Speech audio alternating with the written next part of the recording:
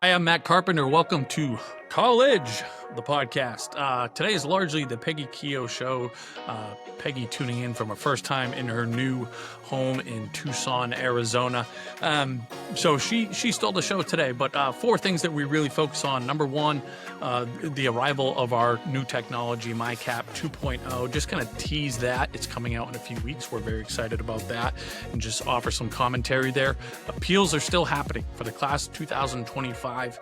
Again, keep in mind you can still go back to your college, or if you're still between a couple, and potentially get a bigger deal. We're seeing some huge dollar amounts still being thrown around from colleges as they're looking to make sure that they're hitting their yield numbers and they're not having too many empty beds.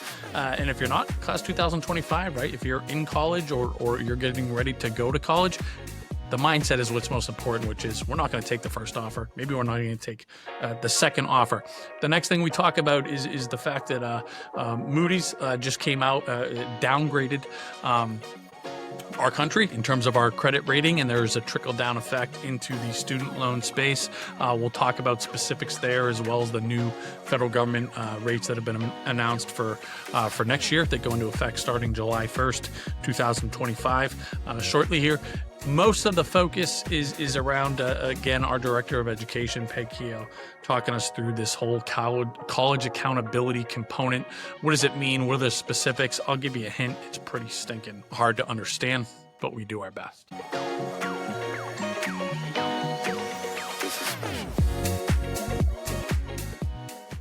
Hi, Peggy. How's it going, Carp? My Arizona girl. Used to be my Yes, Jersey I'm going to girl. apologize for our audience that actually watches us. I know I have a baseball hat on today, but believe me, that's the way you want to see me, not with my hair the way it looks, because I just moved and literally am in a sea of boxes. So I prioritize getting on here and doing our podcast. So next week I will look even more presentable. So. You look great, but Peggy. I do have my cap tie-dye t-shirt You look on. great. Don't sell yourself short, pal. You look great. I'm guessing it's warmer than the real feel today here leading into Memorial Day weekend. It's 43 degrees. I'm guessing you're a little bit warmer than that. I think it's all of a sudden, since the Keoughs hit the ground, we're going to start getting into the highs in the 90s. So we're getting into summer, which is it's all good. It's actually very pleasant at night, and take the dog for a walk and hang out by the pool. Did you christen the pool yet? You get in there yet? No, we haven't gotten in. The other day we first got here, we sat there about 7 and had a beer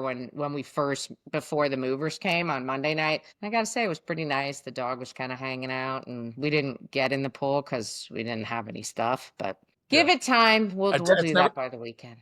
Peggy, that's never stopped you before. I seen you get in the pool with your jeans and sweatshirt on. So it's yeah, that's I don't true. understand. That's another story for another time.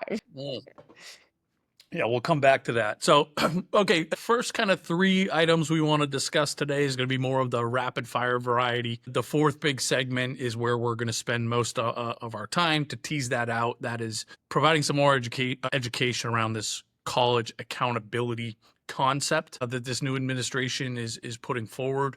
What more have we learned? You're going to be seeing me learn in real time, because I've as much as I've been kind of trying to do my due diligence and get read up on it, I still don't understand what the hell they're talking about. So Peggy's going to coach me up, and hopefully you guys as well. But you may have seen, we just kind of made it, the announcement, or at least teased it. We are going live with our new latest and greatest technology, which is MyCAP 2.0. This is something that has been going on behind the scenes for 2 years, maybe more. Anybody that's been in the technology world knows that, if you create a technology, it's like this living and breathing thing, right? It is like the closest thing to your actual baby. That's very fluid, changing every day, and you're always thinking about how do we enhance it, make it better, et cetera, et cetera. But this one is something that we're really, really excited about, and it will be going live in June. We're not going to hold ourselves to an exact kind of live date yet, but we're excited to just kind of confirm what maybe you saw through other channels. But Peg, you have anything to add there? Yeah, just super, super psyched. As you said, it's been a long time coming, and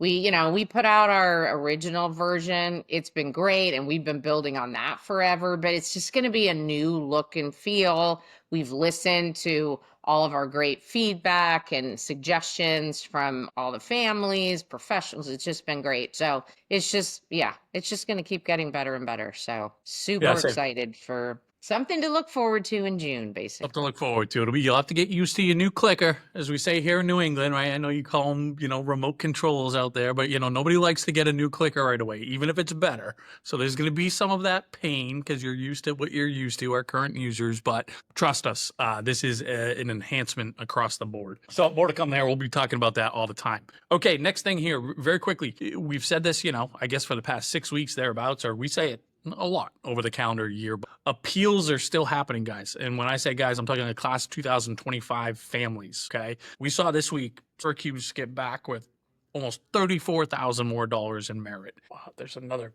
school just from today that it is escaping me, but another very popular school, similar to Syracuse, great school. So we share this to say it is still not too late. If you put down your deposit and you have not appealed yet, or maybe you've appealed and been denied or didn't get enough money, go back. Okay. Test your school. A lot of these schools now, they're really worried about enrollment. So they are opening their checkbooks and throwing exorbitant amounts of money in some cases at families, right? So again, make sure, put your college to the test and do what you can to get some more money. Now, usually we say, and because it's true and the data supports this, the likelihood of having a successful appeal is all based on the level of sophistication, right? That's why when folks work with us for their appeals, our batting average is 90%, right? Because we know how to do it. Right now, guys, you don't have to overthink it. Okay. Ask for more money and maybe, depending on your level of comfort, threaten to go elsewhere. But that's it. So, I mean, it's never too late to ask. And again, we're seeing all the evidence that it's happening.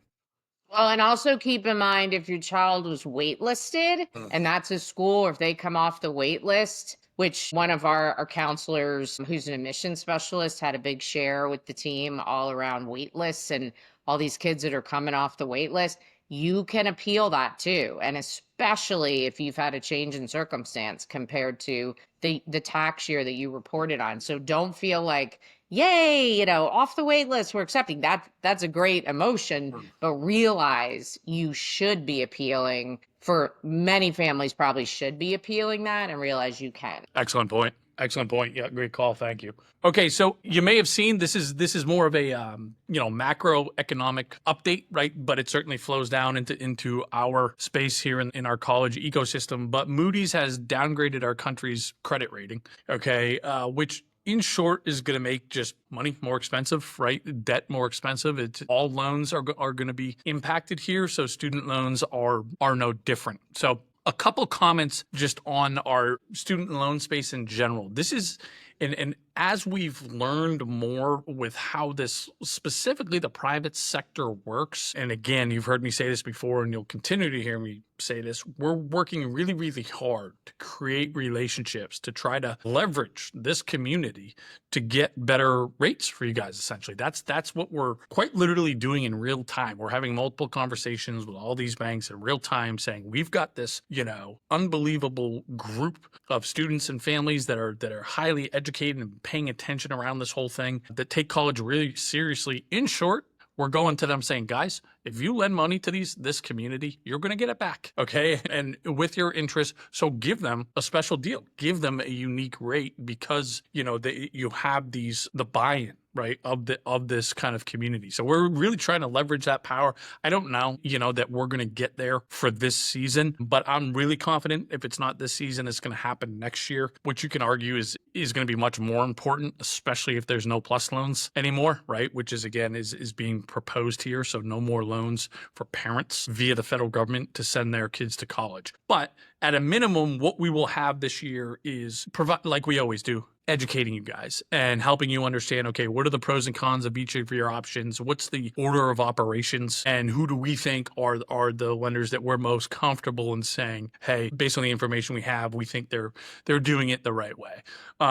So, and guess what? Sometimes it changes. This is what we find out too, where a lender that might be behind that we haven't talked about all season, they're all of a sudden saying, we will match or beat any rate you have. So that's why, again, probably through August, you'll hear us talk about loans, if not every week, pretty stinking close to it. But Peggy, I know you did your homework and you got the updated federal student rates for us. And if you want to share that, and of course, anything else. So every year, right around this time of year, they set the rates for all the federal loans for this coming school year. year. So this is for the 25-26 school year. So the undergrad federal direct student loans dropped a little bit, negligible. It went from 6.53, the new rate is 6.39%.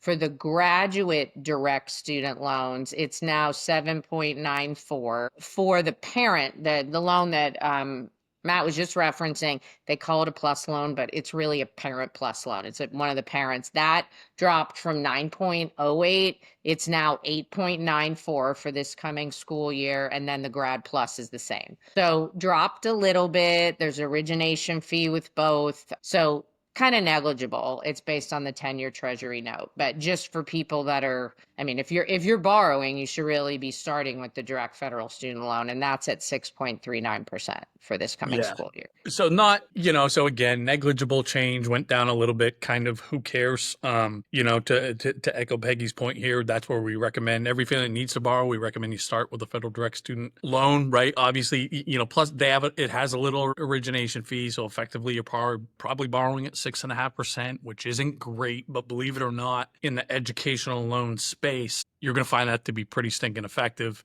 or pretty stinking competitive. And then the plus loan, for most families, less so, right? With their origination fee, you're effectively borrowing it at 10% or thereabouts, close to it. So it's going to be the right solution for some families. But again, that the price point is fairly cost prohibitive. And we also just have to keep in mind it may be gone next year. That's currently what's being proposed. So we're probably even going to recommend that unless it's the only choice or it's a much better rate than what you get elsewhere, we just have to keep that in mind because we're more likely to get a more competitive rate with a lender in subsequent years if we're a repeat borrower, okay, or have a pretty good we already have a relationship there. So that's just something, again, we're going to want to keep in mind as we, keep a very close eye on, is the plus loan going to be a thing after this year? Because that's very much in Yeah, jeopardy. and also the subsidized direct student loan, so That's right. as people have heard me say, you want to look at this over 4 years. So there's a decent amount of uncertainty around the plus loan, the parent plus loan, and loans being subsidized after this year. We'll see. We just have to see what goes through Congress. Yep. Okay, Peggy, get on your director of education teacher hat. I guess you already have it on here. So again, we've talked about this a bunch over the last weeks and months, and we have a proposal of how to handle this or how to articulate it in our position paper. But the concept is, and this is not new, but I would say this is the most material we've seen, in an administration propose, and it's having colleges have real accountability as one of the big stakeholders in this process, right? Just like students and parents and the federal government, colleges are a major stakeholder here. And I think from our standpoint, we don't think they have enough accountability, right? We think they do a great job marketing to students and kind of filling getting the applications and getting their yield and filling the beds and generating as much revenue as possible and hopefully providing a great experience and opportunities after these students graduate.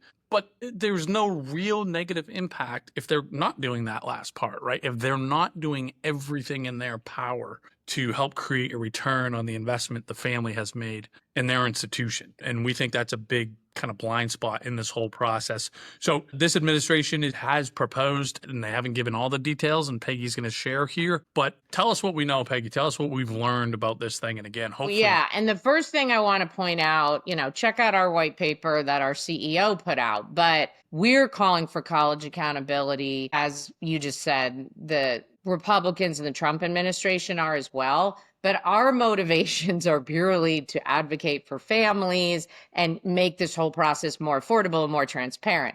The government, that might be part of it, but a big part of it is they're trying to create a bunch of savings that they can potentially put toward tax cuts, right? They're trying to get the government more nimble, which is not a bad thing, but motivations are a little different, just to keep that in mind. So I'm going to go high level and then get into the nitty gritty here. So just so you know, the Republicans in 2024 tried to pass this College Cost Reduction Act and were unsuccessful. What they've put in this time from the research I've done, it's almost identical. And they're saying that there could be at least 300 billion in savings over the next 10 years. So just like whenever we talk about all these changes, I'm always saying, keep in mind this is in the House now, right? And then it has to go to the Senate. And usually the Senate is more moderate than the House, the current makeup. So even if the House passes something similar to this, the Senate might tweak it so it becomes more moderate potentially. So if we look at a high level, first of all, this isn't going to start until new loans going out July 2027. So it's pushed out, right? And there will be, and I'll get into penalties and how this all works, but there's no penalties for any disruptions to the student loan system that had anything to do with the pandemic or the efforts of the Biden and Trump administration to overhaul repayment. I'm sure you all remember all of those gyrations. So none of that will be affected by this. So if you fall in any of those buckets. So because the federal student loans, if you don't know, they're not due until 6 months after graduation. You can start paying them off whenever you want, but they're not technically due until then. No penalties and all this stuff we're talking about, if it gets passed in this current state, are ever going to come into play until like 2029, 2030 at the earliest. So this is a long-term thing. There are a few things that just shocked me because I'm the opposite of Matt, where when I hear about something, I immediately go, how are they going to make this work? What's the detail behind this? How logistically is this going to happen? And some of the things they're proposing to me are just crazy complicated. And the bill did not get into detail. So when I get into the detail, I'll point out, hey, they didn't say exactly how this is calculated, but they're proposing that payments are calculated annually, major by major, for each cohort of borrowers. So just think about that for one college. That's a lot of data. That's systems that need to be set up to do this. So it's a lot. So let's get into the steps in this process. As Matt said, the whole idea here is to make colleges more accountable. So they're not graduating, or maybe not graduating kids, but graduating kids with a lot of debt who then don't have great earning potential. I will say that's not all on the colleges. And some of the critics of this are saying, well, you know what? Students make their decisions, parents with students make decisions, and that's valid, right? It's not all on the college when it Hey, comes to this. let me Yeah, bust in for a go ahead second. and interject. Sorry. You're okay, but and I don't know if you're going to expand upon this, but and if you are, we can wait till then. But can you kind of re-explain the by cohorts within within colleges what you were saying there, because that was part of the thing that I think is just super confusing and just sounds. Yeah, I think what they mean by cohort is each grade. So, class comes in, the kids that are taking out loans, and then the sociology kids and the marketing kids, or maybe it's business in general. That doesn't make sense to me. It would have to be broken down by major in a business school. Same thing with liberal arts. That to me is what they're talking about, because they're tracking that student all the way through the 4 years to figure out what I'm going to share, kind of the nitty gritty of that student takes out loans, they graduate, what are they making? And there's this earnings price ratio that is going to get calculated. So that's what they mean from the research I've done by cohort. Yeah. That's where my brain starts spinning. Like, Yeah. what? That is a lot of, and some of the critics have put out, well, who's keeping track of this? Are you going to put this on the colleges because they don't have the resources, they don't have staff that's doing this? And if there's got to be some sort of computer program that keeps track of this too. So devil's in the details, and I haven't read, it's probably 1,000 pages, whatever this bill or this what they're putting forth. But my guess is all those details haven't been figured out yet. So even if somebody were to look at it and go, this is genius, how is it actually going to happen? And the Trump administration, through other areas, has really been big on, hey, we're cutting that, the states need to figure it out, right? And the states don't have the money or the infrastructure to figure some of this stuff out. So it's nice to Yeah. say that. And then when it fails, well, it wasn't us, it was the state. And they could be just replace state with college. That's just me surmising that that could be what's going on here, Yeah. that the government's not going to own this, but we'll see what happens. Does that kind of Yeah, explain? and that's kind of that basically, for the most part, that validates my interpretation. And to your point, it's like, okay, I get it. Not all costs of attendance should be the same based on the major and things like this. And maybe the outcomes shouldn't be treated the same because not all majors are created equal. And like, again, I think in theory, we probably agree to that to some extent. But to your point, I immediately went with who owns this? Because if the college owns it, they're going to need to hire more people. That's a cost. The federal government, you would think, would need to have some oversight over this or own it. But again, we're trying to trim down to the Department of Education. This means hire people for this brand new position, and who's kind of the expert in this space, right? Or to your point, is it the states? Does the state do that? And then what about the private schools within states that aren't usually fall under the state university umbrella? So I had these same questions that you did, I think, to some extent, of like, that kind of sounds nice, but like, what are we talking about in terms of being able to actually execute this? It's a fantasy based on, again, how I'm reading it. And there needs, in my mind, there needs to be a universal program that does this. You can't have, Wash U picking this and Occidental doing it this way. I mean, and so does the government create that? They're passing the law. In my mind, if this is your baby, then create how this is all going to get calculated. So let me talk about that part so people kind of understand where we're going. So these are the steps that they've laid out. So there's this thing called a risk sharing liability. So that needs to get calculated.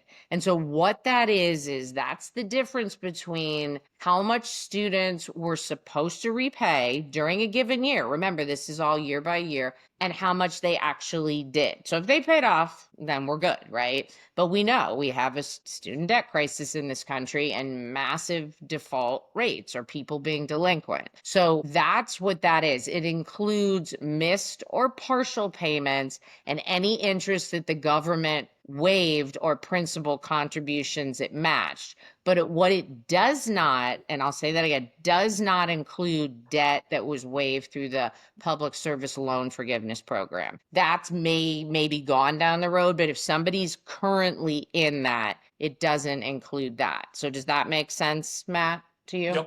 Yep, I follow you. I think that part is that much is pretty clear, I think. Yeah, so and it's a quote. This is what they're calling it, quote, risk sharing liability, unquote. Okay, so that's the first step.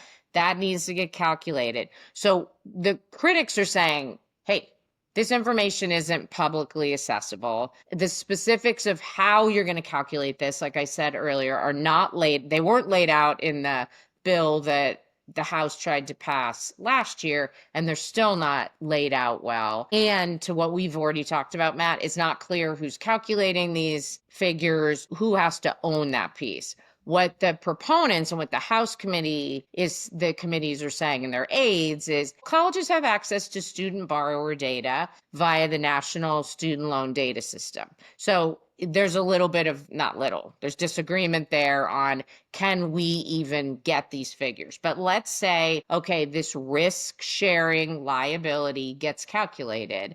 Then the next step is to figure out how much of that so there's an issue. If there's a risk sharing liability, then the college will have a risk sharing liability that they're going to have to pay.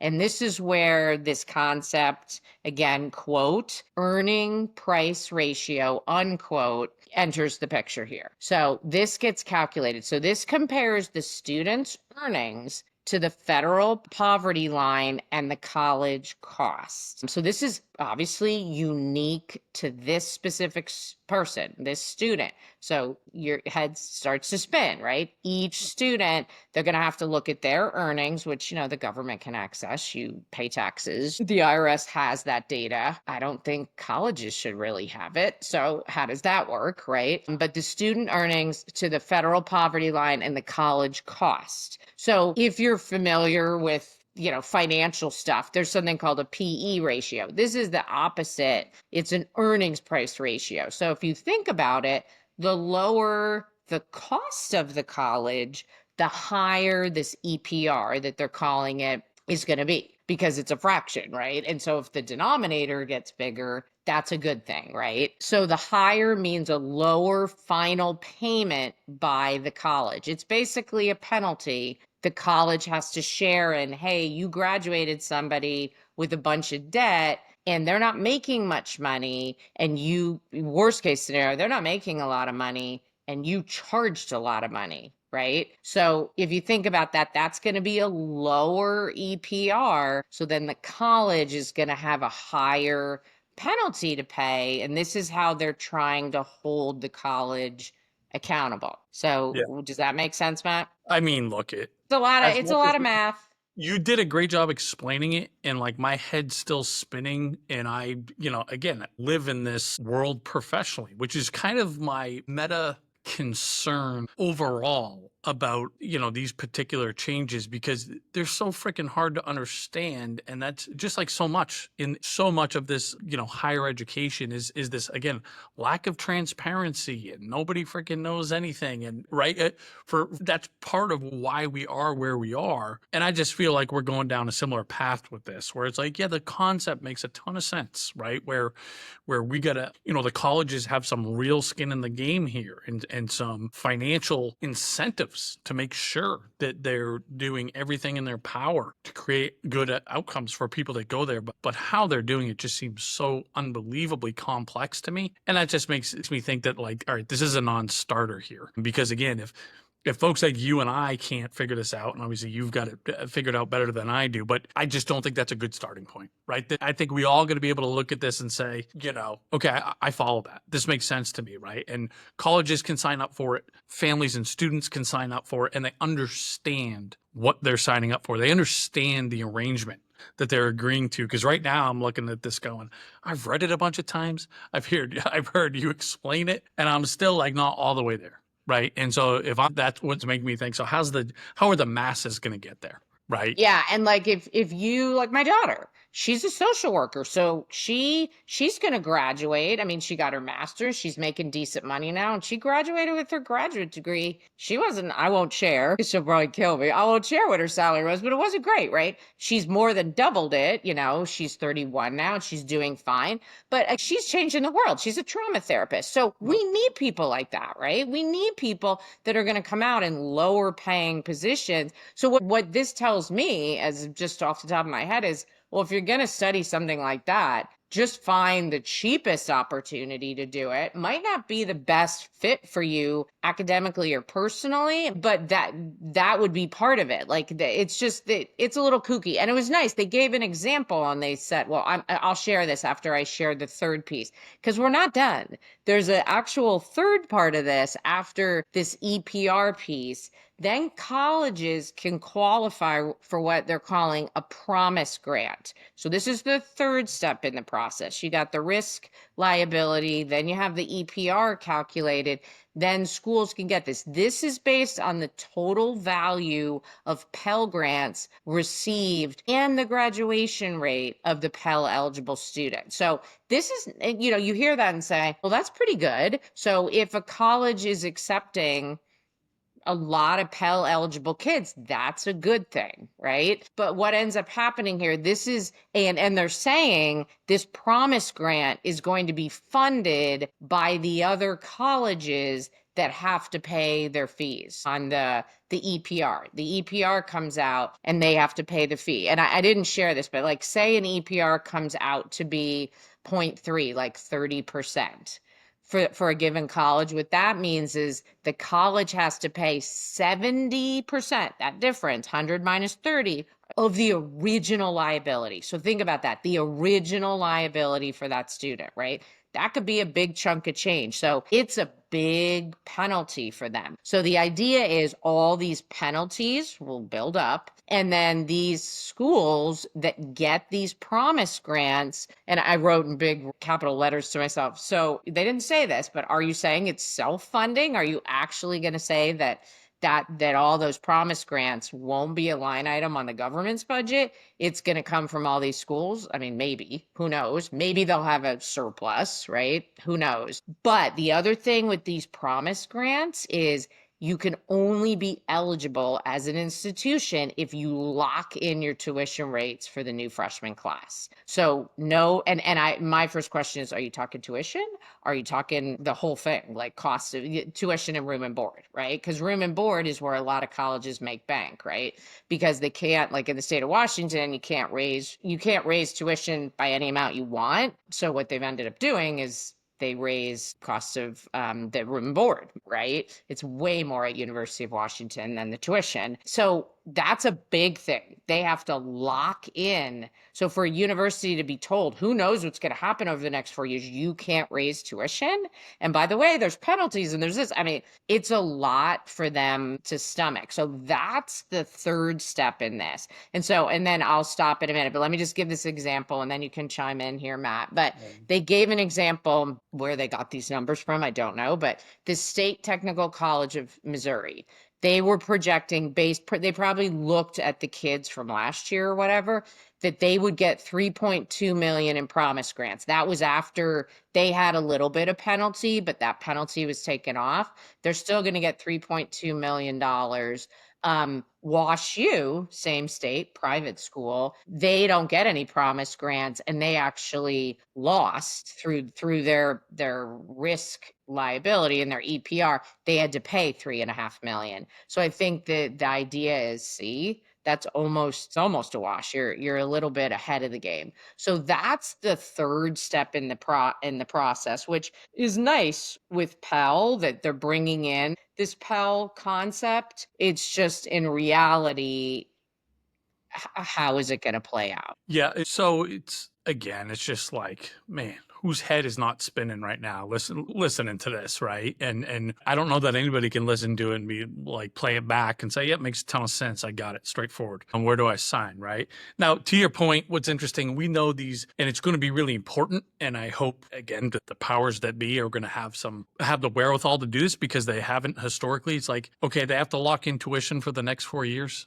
Who cares, right? You and I know that's a joke. You picked on, your university, or you picked on Washington State of an example. And again, not everybody, most colleges play these games. We're like, okay, we'll keep tuition right there. We won't raise that too much, but guess what? We're going to make up for it on room and board. We're going to make up for it on fees, right? We've seen, I'm thinking there's one, I won't name names here, at least today. I'm feeling generous, but a small private college in New England, that their big thing, and they got a lot of great free press around this, was locking in tuition, right? A tuition freeze for the next 4 years, but they more than made up for it with the fees, with the room and board. So net, they're absolutely going up, further than inflation, right? But just got cute with their marketing. So in order for that to actually work the way that it's intended to work, there's going to have to be the devil's in the details, right? Like with all this stuff. Yeah, so that the promise grants, it's nice. Like I said, the Pell's coming in. That's a big ask for schools. But I think at the meta level here, just looking at this, we want colleges to be accountable. We have our white paper. We called for this before the government was even doing any of this.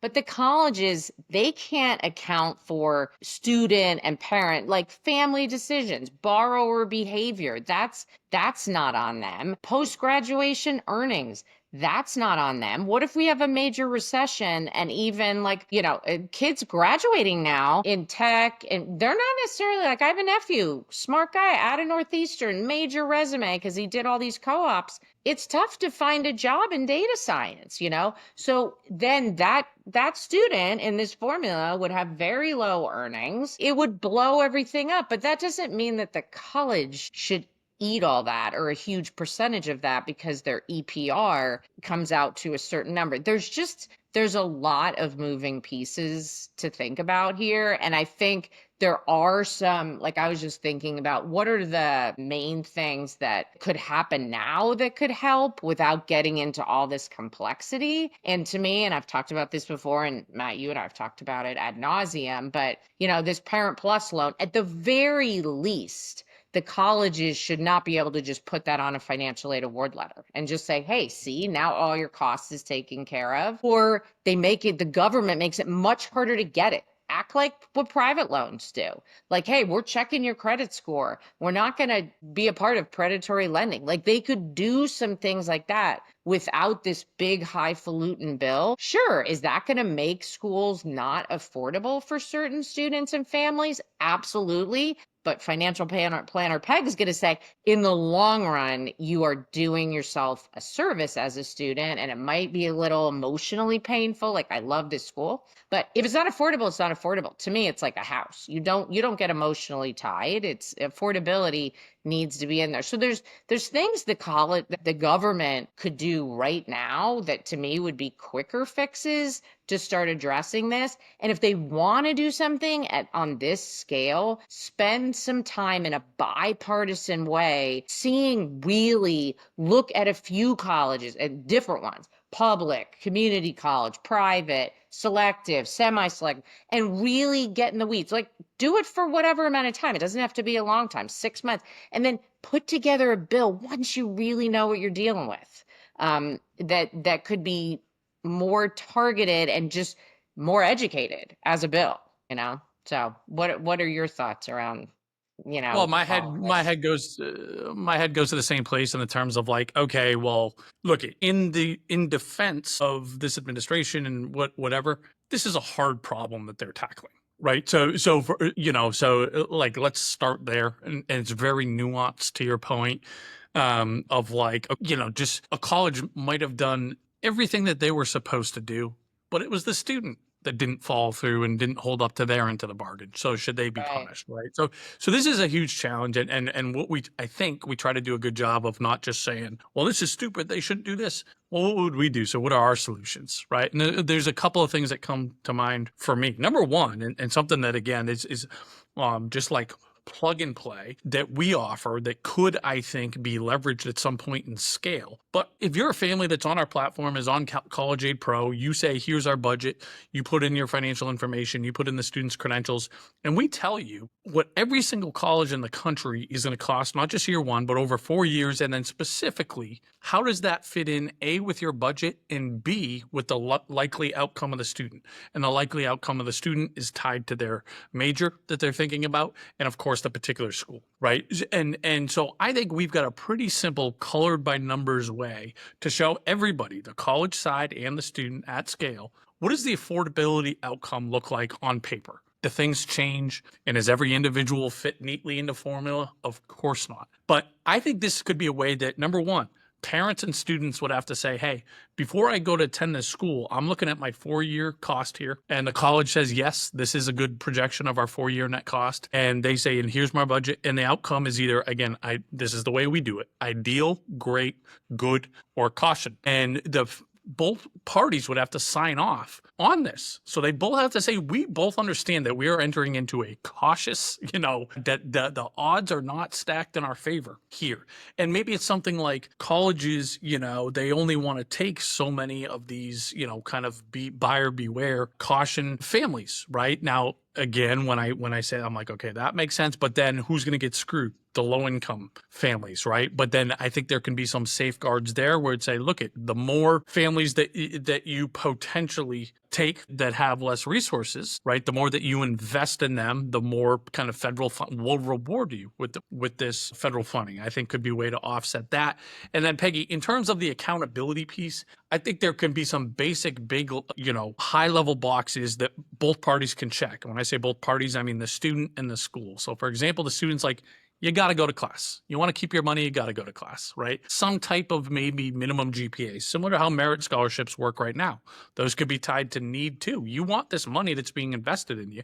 You got to show up and you got to do some level of execution, right? And then again, for the colleges, I don't have this all the way flushed out in my head, nor do I have kind of the subject matter expertise, but I just believe that there's probably some basic metrics that, that they can be held accountable for, which is like, how much are you working with, recruiters, right? Are you getting your students visibility? How dialed in is your alumni office, and the types of support for students to hopefully help them bridge that gap into the professional world. So I don't know what they are yet. get. I just have to believe there's some basic boxes that are comparable to the students holding up their end of the bargain. I'm going to class. I'm at least doing the bare minimum of work here. What are those equivalent accountability pieces for colleges? I'm not sure, but I just have to imagine they're there. And those could be, again, kind of incorporated into this arrangement. Agree that the idea, they have to have some accountability when they're putting out these financial aid award packages. And it's like, this is a cautious student. I don't agree that this is only going to hurt low income, because you and I see middle income, higher income families go into debt because they haven't saved. Their $100,000 school, that's tough. I mean, if you're making millions, I guess it's not tough and you're a good Yeah. saver, but it's harder and harder. So there's more, whatever you want to define middle class at anymore, but higher middle, they're getting into hot water potential. And I don't have the stats to back this up, but just my gut, maybe even more than the low income, right? Because the low You're income, right. it's so apparent, and it's a daily thing that I would argue they might even be making better decisions around this. But that's the thing. And the government could come in and say, look, you want federal funding, you don't have to be financial planners. That's ridiculous, right? But you have to share. This is not affordable. One of our experts who used to run financial aid at USC, at University of Southern California, he has examples where he would tell families, we're too expensive for you. I think he's an anomaly when he used to do that, when he was in that role. A lot of schools, that, like I say, they're laughing all the way to the bank. They don't have that accountability. If the government made them have that accountability without an EPR and all this, figure out how they're accountable in that way and penalize them if they're not being accountable, that would push us so far ahead. And you and I say it to families all the time when we talk to them, but it's another voice, and it's a college saying, this isn't affordable. If they're going to get penalized in some way if they don't do that, and if they do it and the family still makes the decision, how do you handle that? That's a whole nother thing. And you and I know, Matt, families do that all the time. I lay in bed some nights thinking, I can't believe that parent decided to make that decision. They're going to be buried Yeah. in debt, but they made it with their eyes wide open. So then again, that's not the college's fault. So there's a lot here that, we want the colleges to be accountable. We want families to use our program, make wise decisions. The data's out there, the help is out there, that you've got to come to the table and get it. And then the government can hold the colleges accountable, but not you're the whole problem, Mhm. XYZ school, because there's different players in this space that are causing this 100%, right? issue. I mean, again, we're not here to blame anybody, right? We're just here to talk about the problem and try to offer solutions, because we all share blame in it. Again, we all share blame in it. Consumers, colleges, government, right? Which is part of the challenge, right? There's no like it's their fault. No, it's all of our kind of collective that got to take some ownership here and make some changes. But I do think if colleges are financially incentivized to just create better outcomes for all the students and families that are at their institution, think about it. They're going to be motivated to make it more affordable, to make it more transparent, right? To get them, to get them jobs. But right now, again, they're not financially incentivized to do that. So we Yeah, need to and create. I just had a genius idea off the top of my head as I'm listening Let's to go, you. Peggy. Let's I end don't with like this. rankings. I don't like rankings, but hey, we could have a College Aid Pro rankings that could be right up there with US News and World Report, and it's all about how much debt are the kids, exactly what we're talking about today. That's the only thing we look at. And then we rank the schools by, okay, how does that work? That parents care about that. That matters. That means that school's it's a term in the financial industry, they're being a fiduciary. They're functioning in your best interest. And that, I think, would be a very popular ranking for colleges to for families to look at. And if that's going to be positive for the colleges, they're going to be way more on board to do it, right? Because they care about the rankings, and that helps applications and their yields go up and yada, yada, the whole bit. So it could end up being a huge positive across the board. That's a win for the colleges if they're highly ranked in that space.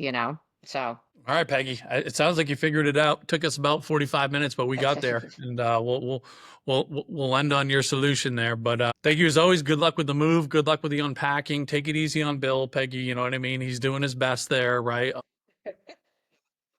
we're not as organized as you gals, and maybe not in as much as a hurry to get everything put away. I'll So, keep him in line. He's all doing the right. kitchen as we That speak I'm not right worried now. about. That I know you will, my dear. You just take it I easy on told me. him have every kitchen box open by the end of my podcast so I can figure out where everything goes. Yes, ma'am. Yes, ma'am. All right. You get back to it. All Bye, sweetie. right. See you Bye-bye. next time.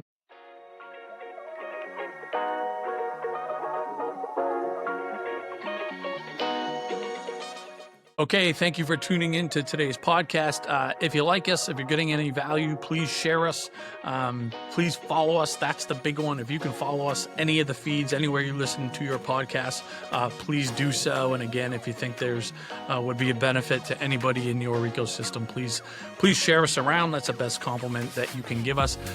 Today's show, hosted by myself, Matt Carpenter, founder at College A Pro and director of education, Keough. Today's episode was edited and produced by St. Anselm's own Eileen Campbell. Thank you.